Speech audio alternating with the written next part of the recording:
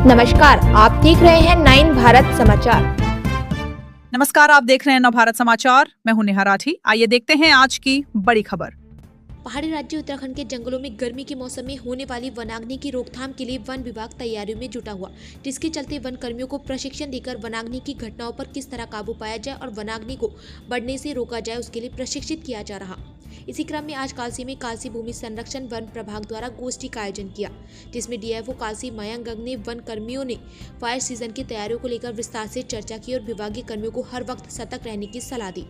इस दौरान डीएफओ मयंक गंग ने बताया कि कालसी वन प्रभाग क्षेत्र में फायर सीजन को देखते हुए 26 क्रू स्टेशन बनाए गए, जिसमें 114 फायर वाचर की तैनाती की गई। बताया कि वन कर्मियों को जंगलों में लगने वाली आग पर काबू पाने के लिए सभी आवश्यक उपकरण उपलब्ध करा दिए गए हैं और विभागीय कर्मियों को मॉक ड्रिल के माध्यम से ऐसी परिस्थितियों से निपटने के लिए तैयार किया गया।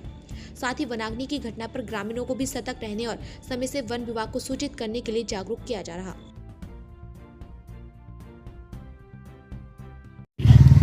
सबसे पहले मैं बताना चाहूँगी, मेरा नाम बबीता चंद्रा है, वन दरोगा कालसी भूमि संरक्षण वन प्रभाग कालसी। जैसे कि मैं सिविल स्वयं में हूँ और कालसी प्रथम रेंज में हूँ।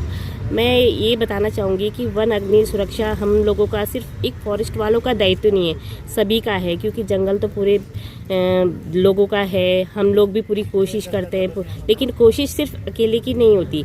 जब तक हमारे साथ पूरे ग्रामीण ना हो, लोग ना हो, तो हम इस चैनल के माध्यम से ये सूचना देना चाहेंगे कि जितने भी हमारे लोकल बंधु लोग हैं, जितने भी है, आप लोग ज़्यादा से ज़्यादा लोगों को जागरूक करें। धन्यवाद। कि प्रत्येक वर्ष 15 फरवरी से 15 जून तक का जो कार्य टाइम पीरियड होता है, वो उसे वन विभाग वनाग्नि काल के तौर पे देखता है। और इस बार भी कल 15 फरवरी से वनाग्नि काल ही प्रारंभ होने वाला है, जिसमें आप सबको मैं कालसी वन प्रभाग के माध्यम से अवगत कराना चाहता हूँ कि हमारे यहाँ पर जो वनाग्नि को नियंत्रण करने के लिए जितनी भी चीजें तैयार की जाती हैं, वो सब हमारे द्वारा तैयार कर ली गई हैं। जैसे मैं कुछ एक एग्जांपल के तौर पे आपको बता देता हूँ।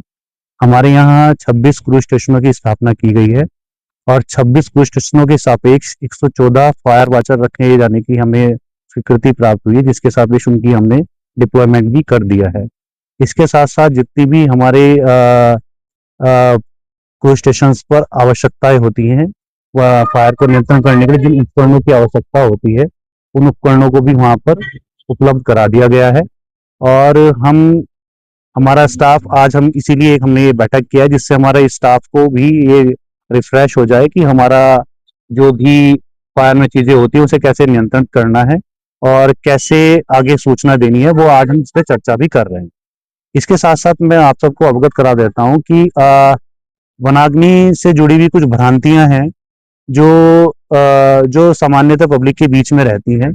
चाहे वो ये भ्रांति हो कि वन विभाग द्वारा स्वयं ही जंगल में आग लगाई जाती है और उसको सूचना आगे दे दी जाती है, तो ऐसा नहीं है।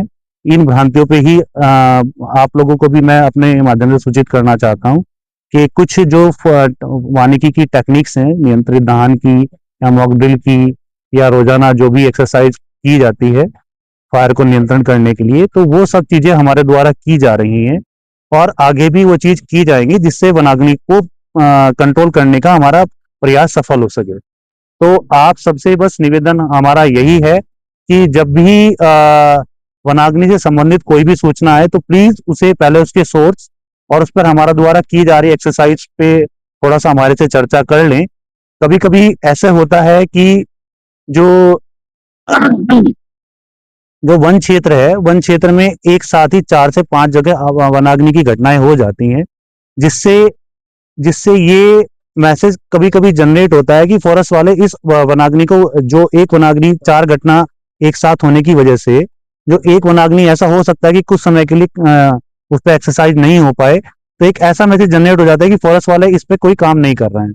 लेकिन ऐसा नहीं है कि अब एक मोबाइल ऐप के माध्यम से हमारे हर टीम के मोमेंट और हर वनाग्नि पर कंट्रोल करने नजर रखने का प्रयास किया जा रहा है, जिससे अगर हम ये कहें कि किसी भी एक वनाग्नि, कोई भी अगर 10 घटनाएं हुई तो 10 की 10 पे हमें एक्सरसाइज करनी है और कोई भी एक वनाग्नि को हम अनअटेंडेंट नहीं छोड़ सकते हैं, क्योंकि हमें उसे भी आगे भी रिपोर्ट करना है। तो प्लीज अगर कभी भी अगर आपको ऐसी सूचना आती है कि अगर कि कोई वनाग्नि हो की घटना हो रखी है और उसे अटेंड नहीं किया जा रहा है, तो पहले उसके पीछे रीजन को आप जान लें। तो बस आप लोगों को यही इस गोष्ठी और इस बैठक के माध्यम से आपको सूचित करना था। इसके लिए